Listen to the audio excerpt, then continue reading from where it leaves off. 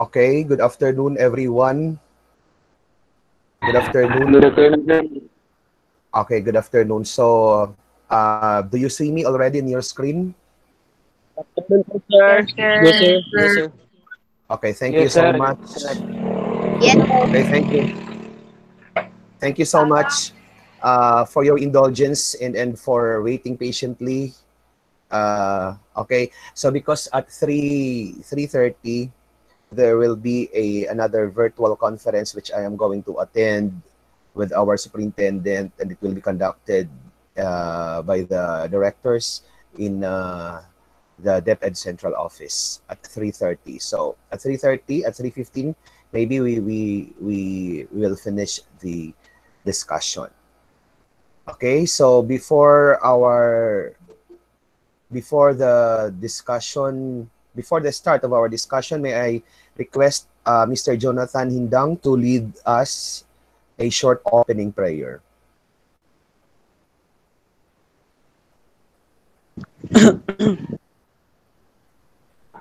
Let us pray, classmates.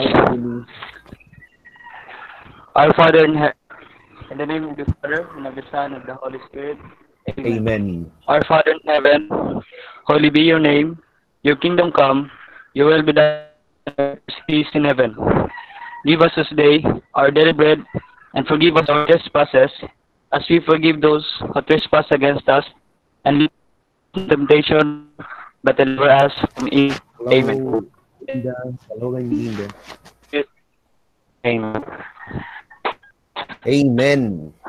Okay, so I am now going to present to you the PowerPoint presentation which I prepared for this afternoon's discussion on some salient points, excuse me, some salient points on the inclusive education.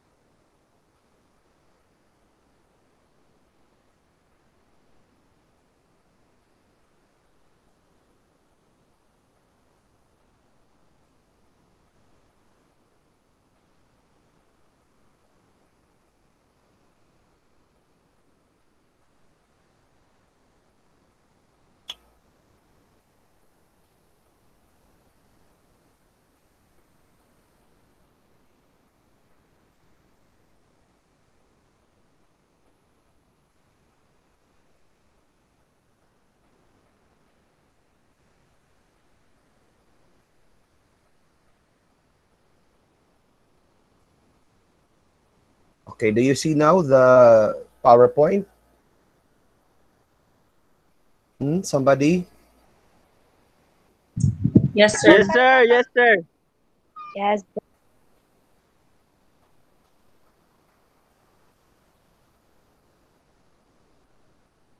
Okay, so I have just maximized the presentation. Just wait till it opens.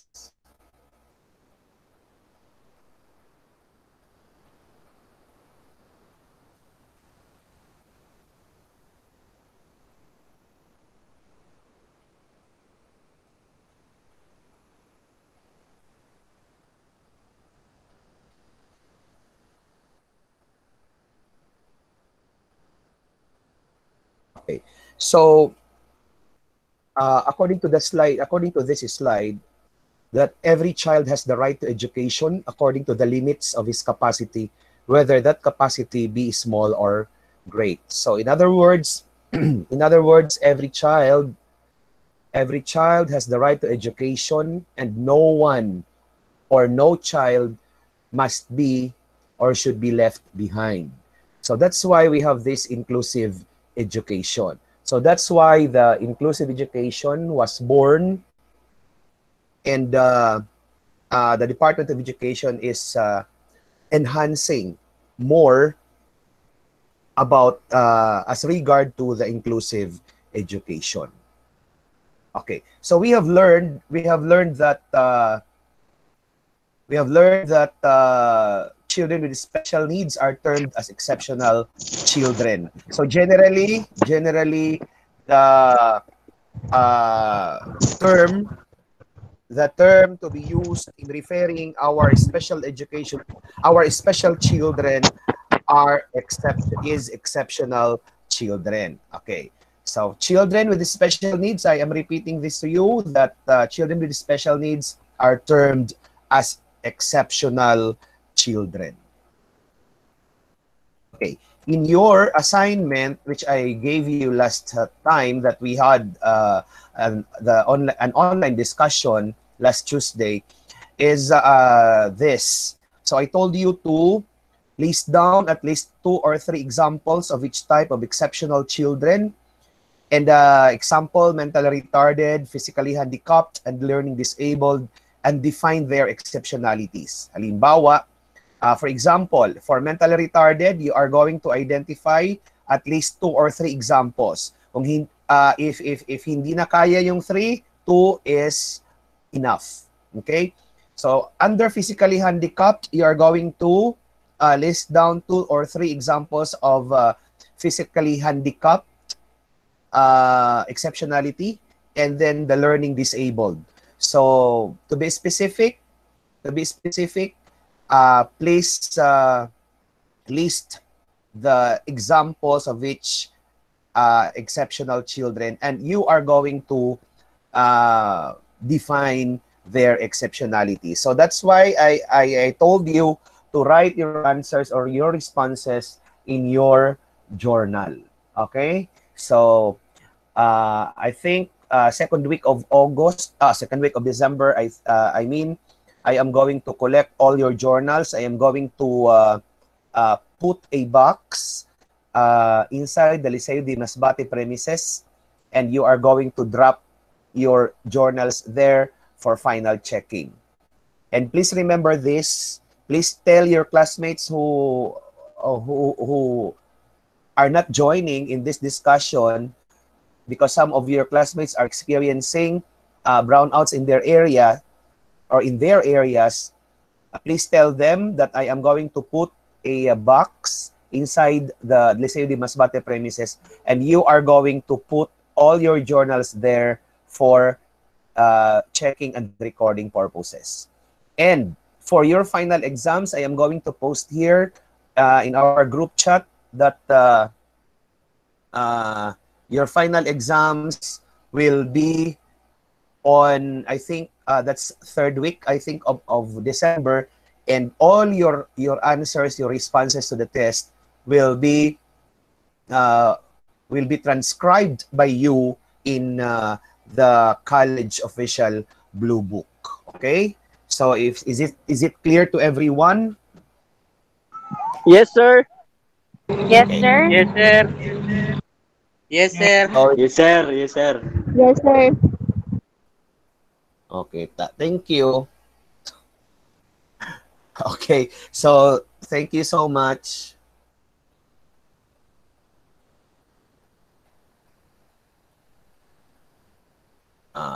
Wait.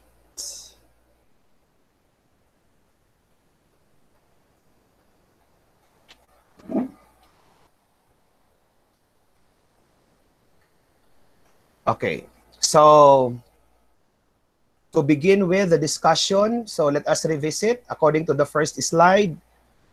Let us revisit the facts on inclusive education. So this is all about inclusivity of children in education. So we are discouraging in the field that the admission of children will be limited only for the, when we say normal children. Okay, so those children with exceptionalities should be admitted in the schools, may it be public or private schools, both in the elementary and in the secondary level. Okay, so revisiting facts on inclusive education. Inclusive education, it implies all young learners young people with or without disabilities being able to learn together through access to common preschools and schools with an appropriate network of support services. Okay, that's inclusive education.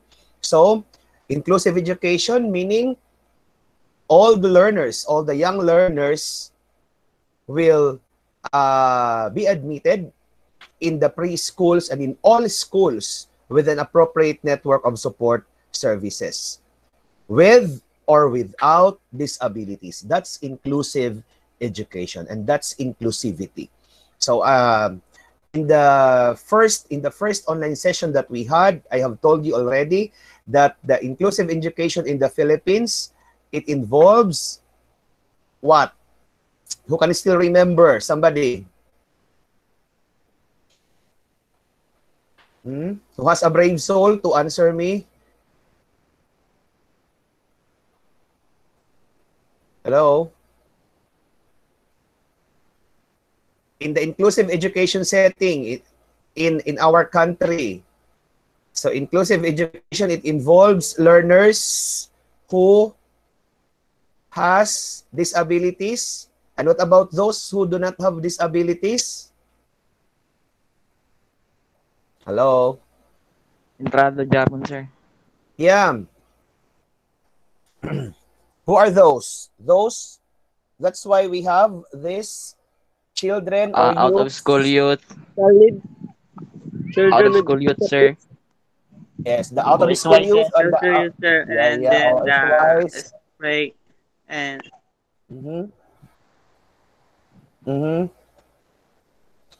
So the out of school youths, the out of school adults, and they are enrolled in the regular school or where? In the Hello.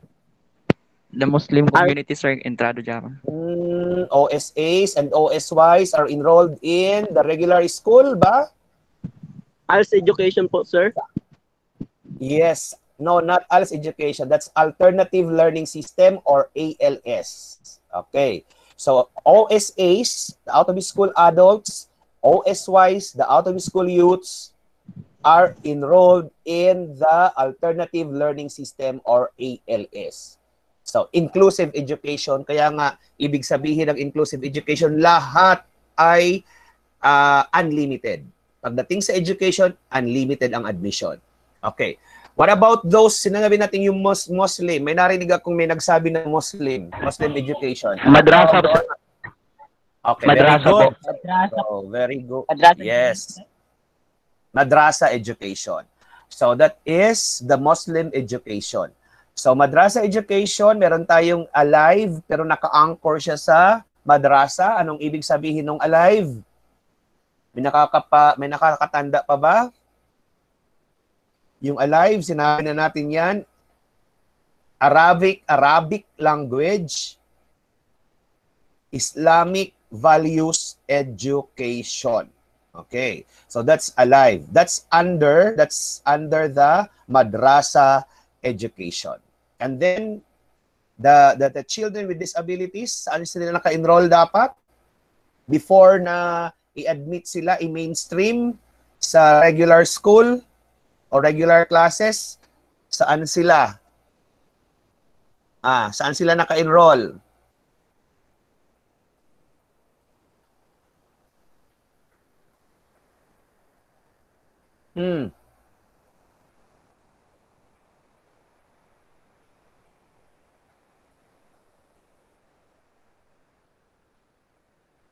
Saan sila naka-enroll? Yung special education or SPED children natin. So, sinabi ko na, sa special education. Naandyan pa ba kayo? Baka nagsasalita ako, wala na. Na magsabat. Medyo din lang po, sir. Lag. Okay, thank you so much. Okay, you can post your responses in our chat box, or your queries, clarification. Okay, next slide. Okay, we have these principles for the inclusion of disabled children in schools. Okay. So, number one principle, zero rejection. So we are not going to reject, we are not going to have the children with disabilities be rejected in coming to school. Okay? So that's principles for the inclusion of disabled children in schools. All the disabled children have the equal right to learn and benefit from education and co-curricular activities. So when we say co-curricular activities, that's example for this is the sports, the arts education, the physical education. So yan yung co-curricular activities. When we say curricular, that's academic. Okay?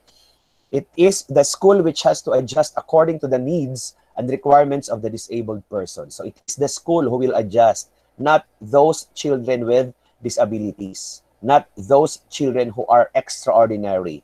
Okay. Next, to provide for the training of regular teachers. So who will provide for the training of regular teachers?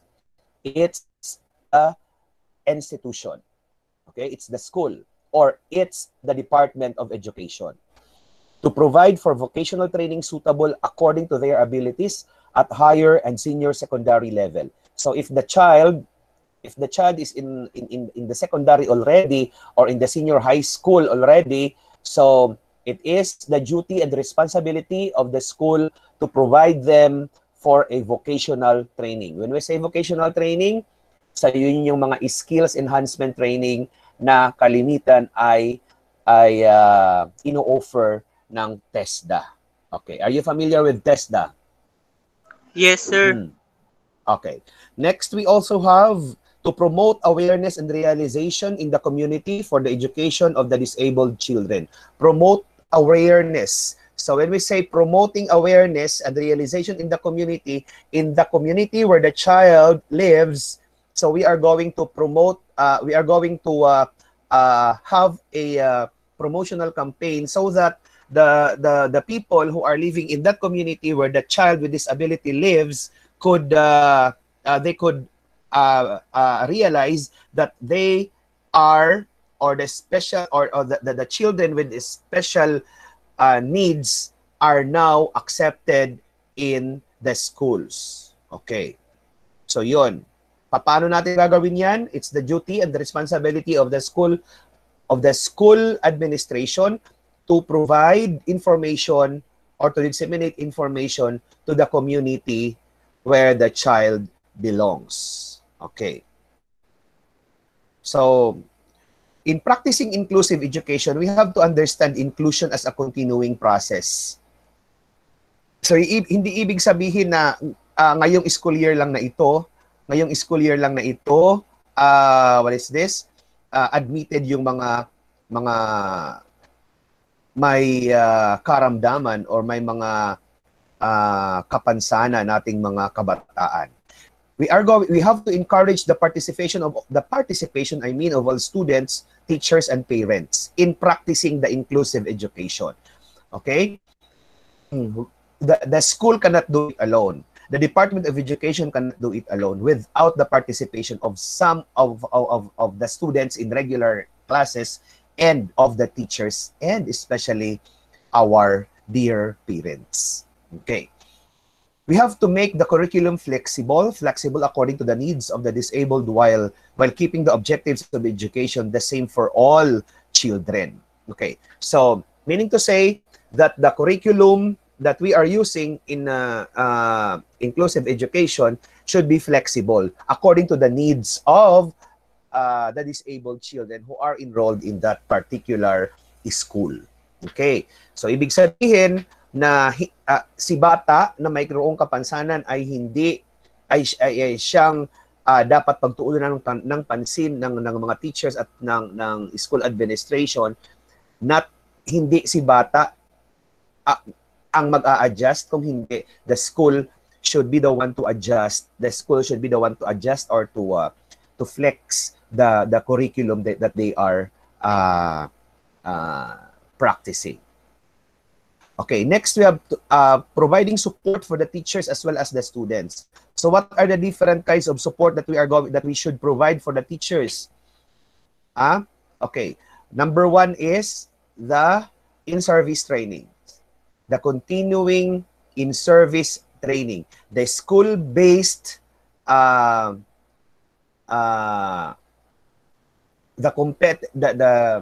is this?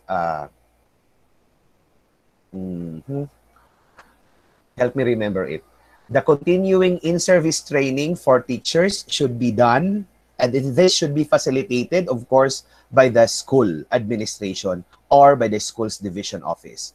What about the support to the students? The local government unit should continuously support the students enrolled in the inclusive education. So, papaano magbibigay ng tulong si local government unit? Pwedeng i-encourage ng school o ng school's division office ang local government unit, halimbawa ang mayor o ang governor, to support these children with disabilities. Okay. Competencies needed for an inclusive teacher. So, it is very important that you should learn these competencies needed for an inclusive teacher, because someday we do not know that you will be handling, sana nga mayroon lang isa o dalawa sa inyong klase na mayroong kapansanan na naka-enroll. So this should be the competencies needed for you as inclusive teacher. Okay. First is, the inclusive teacher should have the ability to solve problems. Okay. So, meaning to say that the teacher should be a critical thinker. Okay. So, the teacher should think outside the box. So, meaning to say that the teacher should not be confined always in his or her comfort zone. Dapat sa kanya ay lumabas, dapat sa kanya ay naka-immerse din sa mundong ginagalawan ng mga batang ito. Okay. The next competency of an inclusive teacher, that the inclusive teacher should know about the interest or the aptitude and abilities of the disabled children and use them to develop various skills in them. Hi, Suman. Okay, so should know about the interests and attitudes and abilities of the disabled children. Okay, so meaning to say that the teacher should be a very keen observer to the skills, to the interest of that children enrolled in his or her classes. Have the ability to set high targets for disabled children. Okay. So, ibig sabihin na hindi dapat si teacher makontento kung ano lang ang kakayahan ng batang iyan. So, dapat siya ay mayroong ability to set high targets for disabled children. Kunyari, halimbawa, dapat ito yung target at the end of the school year. At the end of the school year, that these children should learn or must learn the concepts in mathematics, numeracy, and reading, halimbawa. Have the ability to provide success experiences to the disabled children. Should have the knowledge of special instructional material and how to use them.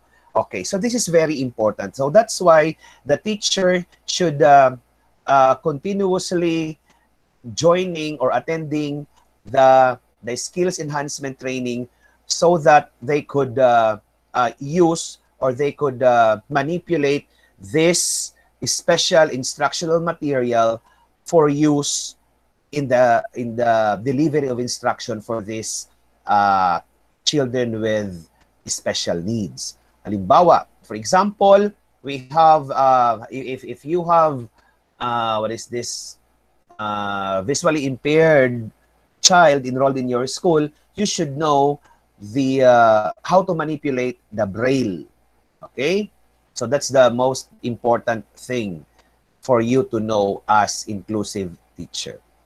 Next is should be highly patient, welcoming, and devoted. Ayun.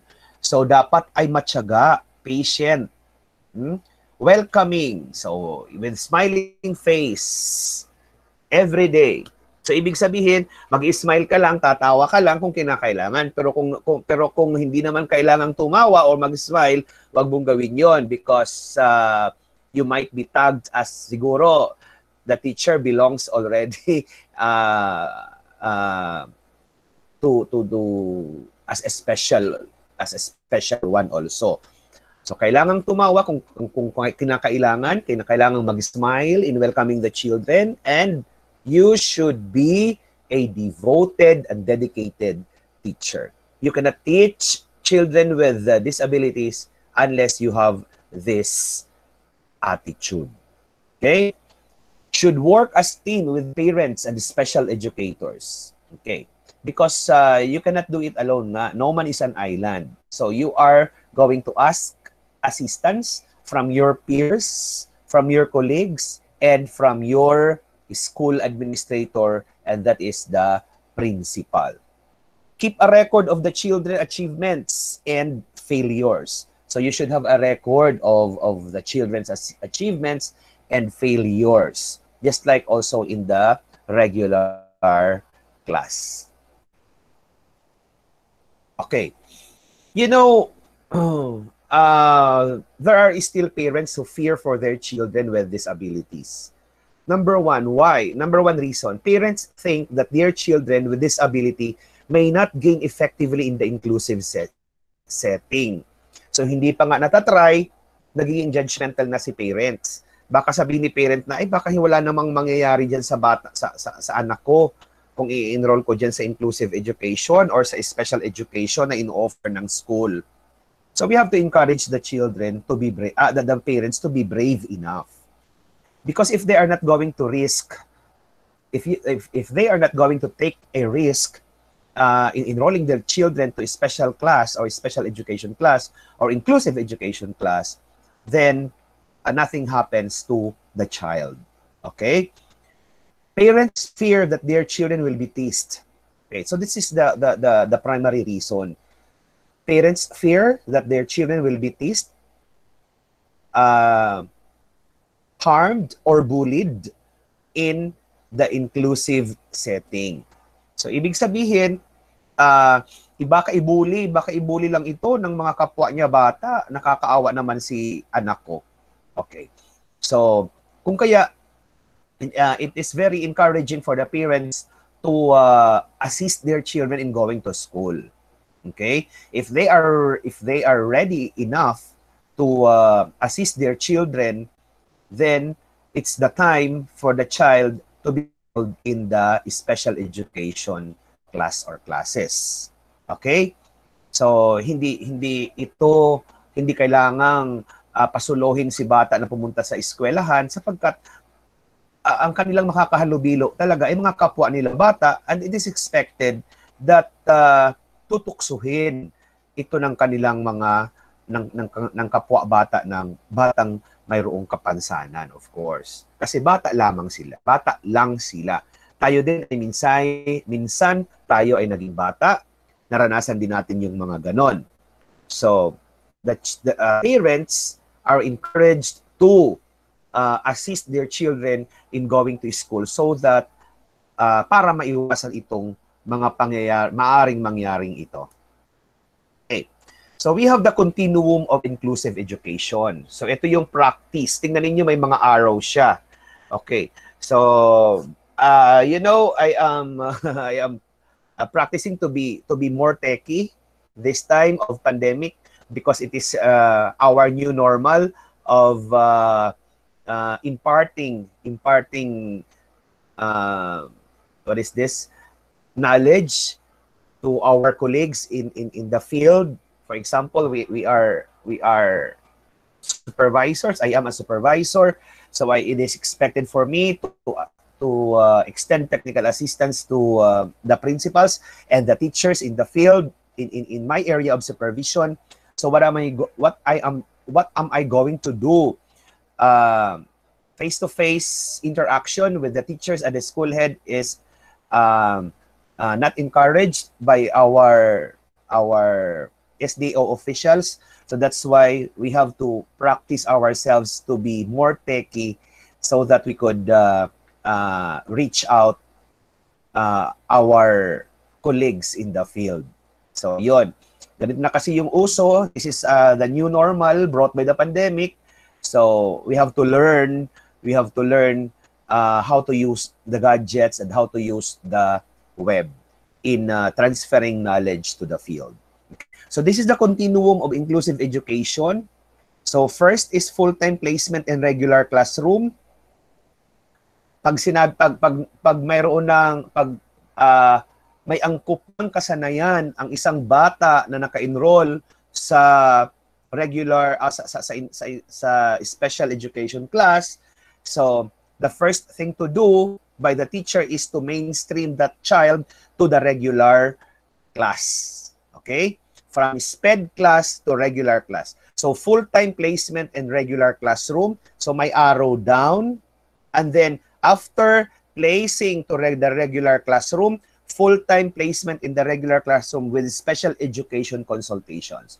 So that the teacher in the regular class should consult the teachers in the special education class for background checking of the students or pupils enrolled in his or her class in the regular setting.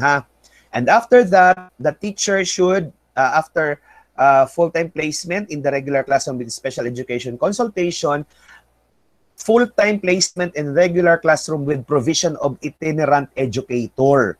Okay, so when we say itinerant, teacher in special education, traveling teacher, or teacher assistant, or teacher assistor. Okay, so dapat ang eskwelahan ay mayroong kapasidad na mag-hire ng itinerant educator. And after that, full-time placement in regular classroom with resource room and resource teacher. Okay.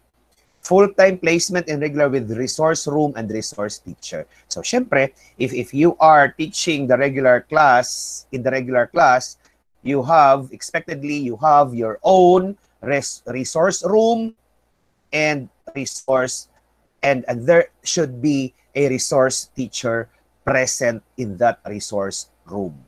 And then education in special class in general schools. Okay. When we say special in education in special classes in general schools, ibig sabihin from the primary level. So ano yung primary level natin? K to 3. Okay. Intermediate level 4, 5 and 6. Okay. Junior high school or junior secondary level grade 7, 8, 9 and 10. And the senior high school level is grade 11 and 12. So yan yung general schools na sinasabi. Okay. Instructional strategies and compensatory support services. So for physically handicapped children, ano yung dapat na support na ibinibigay ng school sa kanila? What are the instructional strategies and compensatory support provided for our physically handicapped? Okay. When we say physically handicapped, so they are physically disabled individuals. Okay. Number one is the adjustable furniture. Okay. So the furniture should be adjustable or should be tawag dito light material. Okay. Wheelchairs and crutches for our physically handicapped. Okay. And then removing structural barriers. So that the school administration should remove all the structural barriers. Halimbawa, ang school ay mayroong mga humps, so we have to remove that. Halimbawa, ang school ay hindi ang mga pathways ay hindi pa nasisemento, or if the pathways are not cemented yet, so it's the duty and responsibility of the school administration to construct a concrete pathways or pathwalks for these children. Okay. And then the standing frames. So the standing frames, dapat ay naka-fixed siya ang mga standing frames sa loob ng eskwelahan. Hindi yung kung masagi halimbawa ng wheelchair ay maaaring matumba yung mga standing frames. So it's very dangerous for our children with who are physically handicapped. Okay. For blind children, for blind children, for this in other words, visually impaired children, number one resource material is the Braille. Okay. So pag-aralan ninyo, what is Braille? Alamin ninyo kung ano yung gamit ng Braille. Okay. For the blind children only. When we say blind children, totally blind. Walang nakikita. Okay. Pag mayroon pang nasasagap na kahit na konting liwanag, they are called partially blind. Okay. So, for blind children or for totally blind children, Braille is the number one resource material for them to be able to know how to read. Kinakapa lamang nila yon. Okay. Next, we have the mobility sticks. Yung ginagamit ng mga blind natin na stick na block para sa kung sila lang ay solong naglalakad.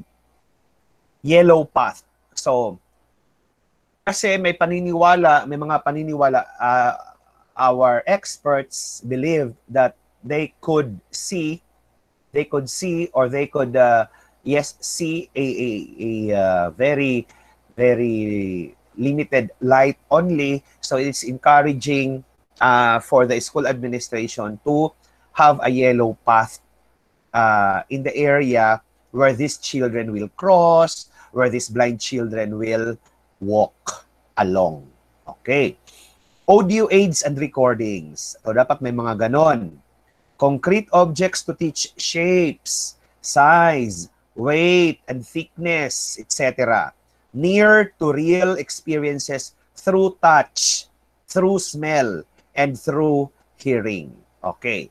So, para malaman nila, pag may naamoy sila, halimbawa naamoy nilang isang bulaklak, halimbawa, so, what is the smell of this?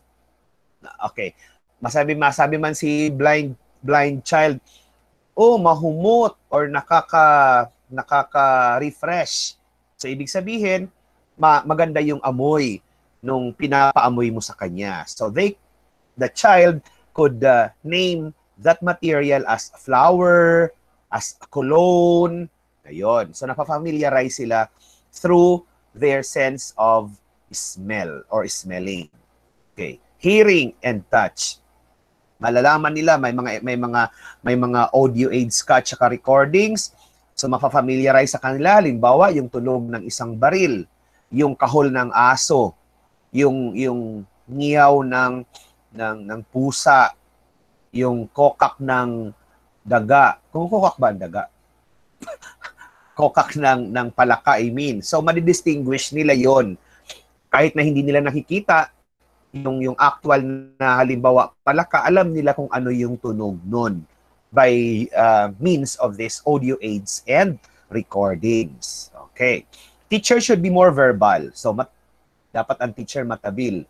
Okay. So, that's why some experts believe that the women or ladies are more effective than men in teaching these blind children. Kasi nga, mas madada o mabunganga ang mga babae. And okay din naman yon. So that's acceptable. That's okay with the men. Okay? Because talagang ganun yung nature ng mga kapatid nating kababaihan. Okay.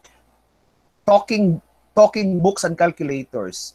Yun. So it is not encouraged to have a book which is not talking. I mean, dapat electronic ang book nila. Okay? And then, yung calculators nila dapat ay talking din. Meron kasing calculator na ganon. Yung videoke nga natin, meron ng, they are, the keyboards, in the videoke is talking also, di ba? Uno, dos, cuatro, yun. So, dapat ganun yung calculators ng mga bata. Talking calculators, and their books are talking books or e-books. Making them familiar with the directions. Okay, so dapat ang teacher ay mahusay to familiarize the directions in going to and from the school. Providing materials for auditory cues in games and sports. Okay. So, the teacher should provide materials for auditory cues. Pag sinabi natin auditory, it involves the hearing. And in games and sports. Okay. Kasi yung mga blind children natin, you know guys, have that very sensitive sense of hearing.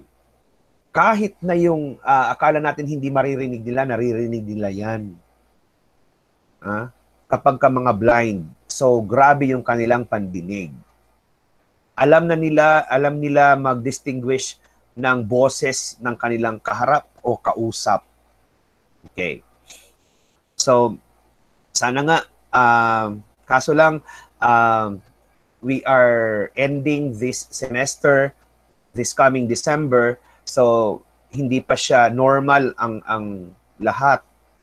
Sana before your graduation, you may able to visit our special education facilities in Jose Sorbito Senior Elementary School so that you will be immersed in the nature of teaching in special education. Kaso lang nga, this pandemic has done many bad things for the people around the world. For hearing impaired, ito naman yung mga mayroong kapansanan sa pandinig. Okay. So if the person is hearing impaired, he or she is a deaf and mute. So pipi at bingi. Okay, excuse me. Okay, so ano yung mga materials na kailangan niya? Hearing aid. Okay. Action-oriented situations like dramatization for teaching emotional concepts. Ayun. So nakikita na nila ito. Mayroon lang silang kapansanan sa pandinig, hindi kagaya nitong una for blind children. Yung blind children naman ay very sensitive yung kanilang sense of hearing. So balit hindi sila nakakakita. Ito namang mga may kapansanan natin sa pandinig, very sensitive din ang kanilang pakiramdam at saka yung kanilang sense of sight. Okay. So action-oriented situations like dramatization for teaching emotional concepts. We have the use of visual aids like transparencies. So hindi na uso yung transparencies ngayon. Ang uso na ay itong ganito, yung ganitong ginagawa natin. Ito na yung uso. Ano? PowerPoint presentation na. Okay. The lip reading. So tinuturuan sila ng lip reading. Halimbawa, A, B, C. If you are teaching the alphabet, pag-aaralin mo sila ng lip reading, ang A sa alphabet ay pinopronounce ng A, medyo pabuka, yung B, so that they could know, that letters in the alphabet is pronounced that way. Okay. Kapag binuka na nila yung kanilang bibig, alam na nila kung ano ang letter na yan. Halimbawa, ibubuka lang ni teacher, S. S. Kahit na hindi nila naririnig yung S na tunog sa buka lang ng bunganga ni teacher, alam na nila na letter S ang sinasabi ni teacher because they know how to read lips. Okay. Placing the child in the front row. Okay, so it's very important that the child should be placed in the front row if the child is already mainstreamed in the regular setting. Okay. Provide speech and sign language trainer. Okay, speech and sign language trainers. So may mga sign tayo sa letter A. Halimbawa, letter A, ano ba yung letter B? Ano ba yung letter B? B, tapos C, D, E, ayun. So may mga corresponding sign yung alphabet natin. Before na makaturo ka sa sign language ng word, it is very important that the children with problem on sight is know how to problem on hearing, I mean, should know how to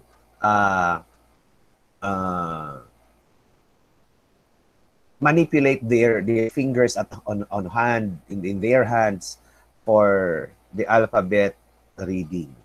Okay, so nakuha. Next, for mentally retarded. So these are for the slow learners. When we say mentally retarded, ito yung mga meron tayong may kapansanan sa pag-iisip or yung mga mahirap matuto. Okay, number one example for the mentally retarded is the dyslexia. Children who are dyslexic. Okay, yung pabaligtad ang pagbabasa. So yun, isa yun. Slow learners ang tawag doon. Mentally retarded, generally in particular, slow learners, in general, mentally retarded. Concrete objects for teaching different concepts for real life like situations. So dapat meron talagang mga concrete objects or realia si teacher. Making repetitions. So dapat inuulit-ulit ni teacher yung instruction so that they could understand very well or very they could understand very well the concept of the lesson. Activity-based learning rather than seat-based learning. So ayun. So dapat ay may mga activities. Hindi yung talk and chalk. Sulat si teacher, salita ni teacher. Walang ginagawa si bata kung hindi tataas lang ng kamay, mapatsambahan. Okay. So dapat activity-based ang setting. Limit the distractions as much as possible. Okay. So dapat ay walang magdidisturbo. Kasi kapag ka naistorbo ang mga bata sa pakikinig sa'yo, wala na yan. Hindi na yan maibabalik. Bukas ka na naman. Okay. Providing the content in easy language with a lot of pictures. So dapat mayroong talagang pictures na madami si teacher. Saan siya magkukuha? So siya ay sinusuplayan ng institution or ng school kung saan siya nagtuturo. Okay, for the gifted and talented children, ito naman yung mga sobrang matatalino at saka mga talented. When we say talented, magagaling sa ballet, magagaling kumanta, magagaling sumayaw, magagaling sa spoken poetry, mga exceptional children ang tawag sa kanila. Skipping the classes at primary level. So ayun, hindi na sila dumadaan ng primary level. Sapagkat 5 years old pa lamang sila, halimbawa, matatas na silang magbasa. Okay, isa yun. So the administration should consider that. The administration should give an aptitude test for that child. Halimbawa, 5 years old siya, naipasa niya yung para sa grade 2. Okay, grade 2 na siya. Ibig sabihin, kahit na 5 years old siya, kaya na niyang makipag-compete o makipagsabayan sa mga grade 2 pupils. Okay? Kasi nga, gifted and talented. Receiving some instructions at a higher level with another group of students. So, ibig sabihin nito, dapat si teacher ay critical thinker and the teacher and si teacher dapat, she should teach them how to think critically also. Okay? So, hindi yung mga multiple choice na test ang dapat sa kanila. Dapat ay yung mga open-ended questions. All secondary level, special courses can be organized like foreign languages and college level courses. Okay. Dapat ay mayroon na daw mga foreign language kapag ka nasa secondary level pa lang itong mga gifted and talented children na ito. Nang sa ganun ay hindi sila mabore. Kasi nga masyado silang advanced. That's why they are tagged as gifted and talented children. So, mga very exceptional children sila. Mayroon tayo dyan sa Jose Zorbito Senior Elementary School ng mga batang ganito. Modification of the content by increasing its complexity and by bringing novelty. Ayon. So the teacher should modify the content by its complexity, na mayroon masyadong complicated na sinasabi. Yung mga regular, yung mga average students like you, ayaw ng mga more complex situations. Ayaw niya maging complicated. Kaya nga ayaw ninyo or ayaw natin ng complicated relationship. Kasi ayaw natin na mag-increase yung complexity ng sitwasyon. Okay. Bringing novelty, when we say novelty, yun yung very classical. Yan yung mayroong buhay. Okay. Kasi ayaw nila ayaw na sasabihin ng mga gifted and talented children, boredom is not in my vocabulary list. Boredom. Ayaw nila ng boring. Gusto nila masayahin, gusto nila ay energetic sila. Ganun sila. Okay. Ganun sila or ganun kami. Charot lang. Joke lang. Joke. Benefits to children with special needs. Okay, excuse me. Okay.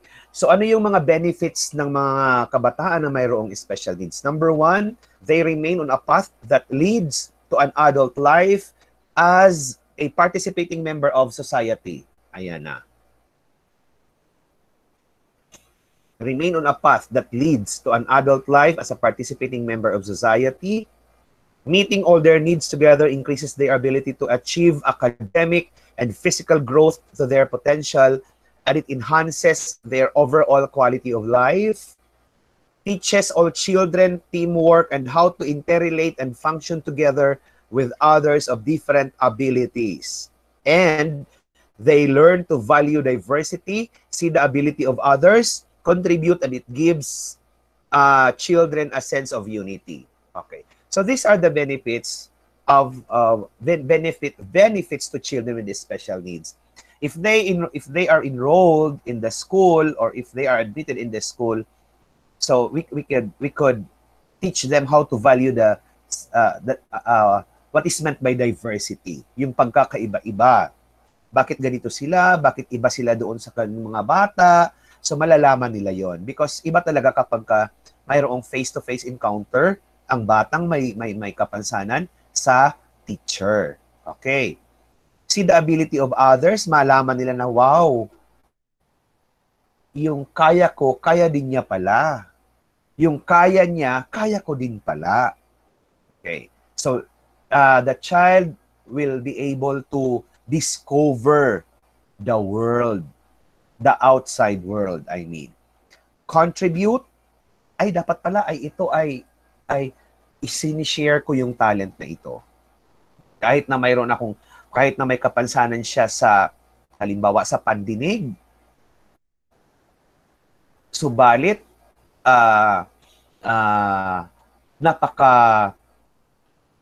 ako ay may kapansanan sa pandinig, hindi ako nakakapagsalita, subalit ako ay mayroong kakayahang mag-drawing. Okay. Gamit yung mga ganon. So, hindi yun kaya ng mga mga average children, di ba? And it gives children a sense of unity. So, alam niya na, wow, I belong to this community. I will be united with other children in this community. Malalaman niya na. So, magkakaroon siya ng self-esteem na tinatawag. Pag sinabi nating self-esteem, tiwala sa sarili. Okay.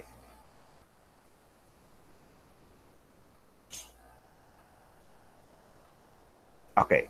So according to Robert John Meehan, it shouldn't matter how slowly some children learn as long as we are encouraging them not to stop.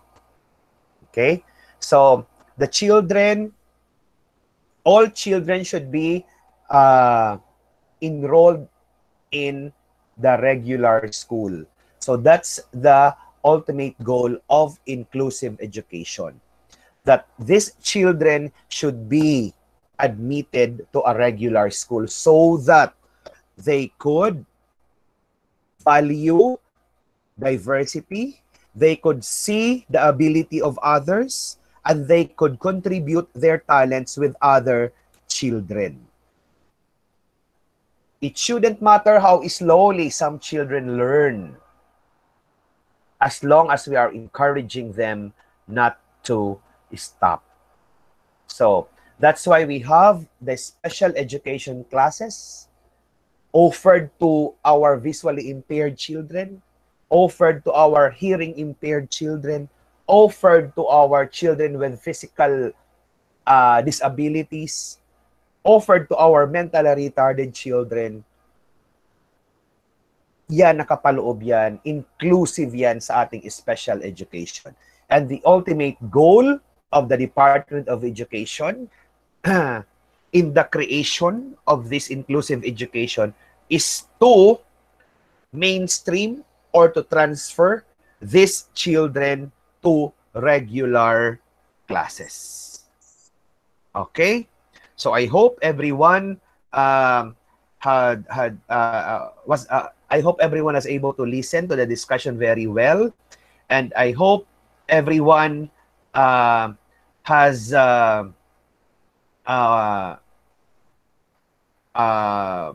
tawag dito, feeling already meron ng puwang sa inyo ang inclusive education or itong mga kabataan nating mayroong special needs. And with that, I thank you for listening. Thank you, sir. Thank you, sir. Thank you, Thank sir. you, sir. Thank you, sir. Salamat, Shopee. Sana all. Thank you, sir. Okay, I am reading the chat box now.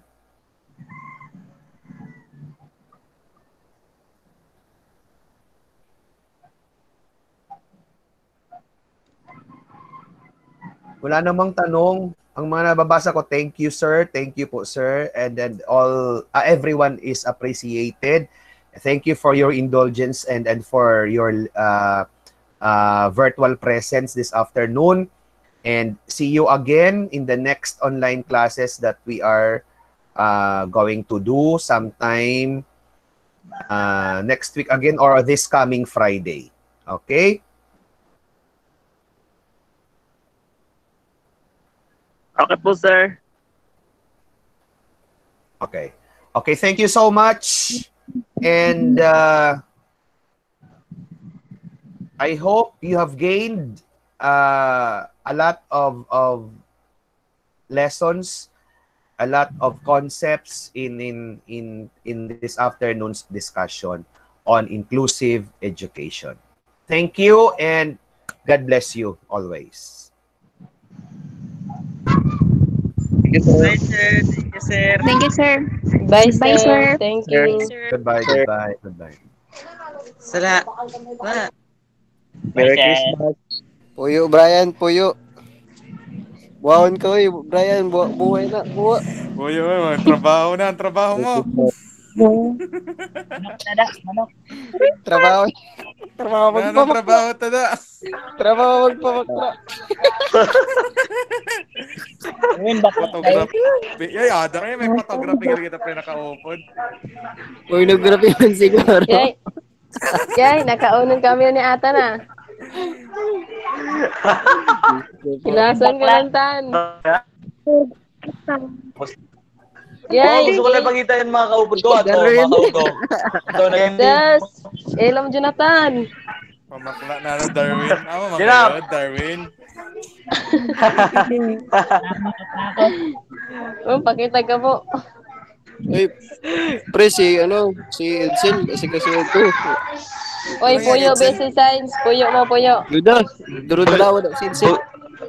Oh, maganda mo sa at mura mag-attend.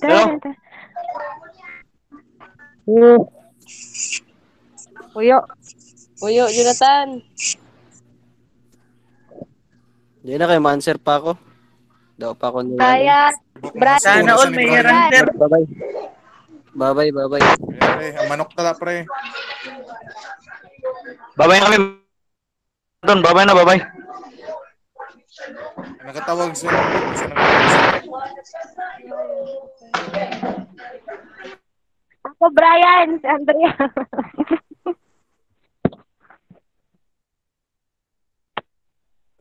Baka ang mabibili naman ang dati na nabili na. Judah, pag on mic.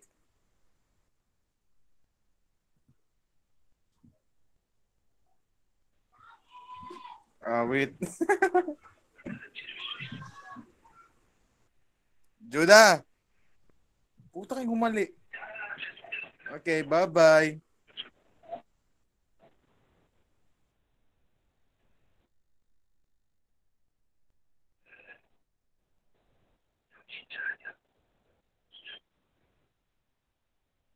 Uy, Brian, buwas.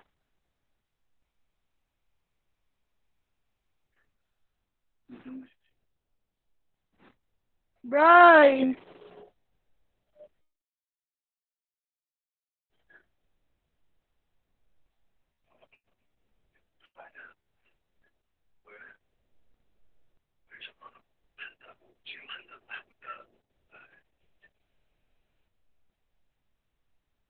Oh, di ko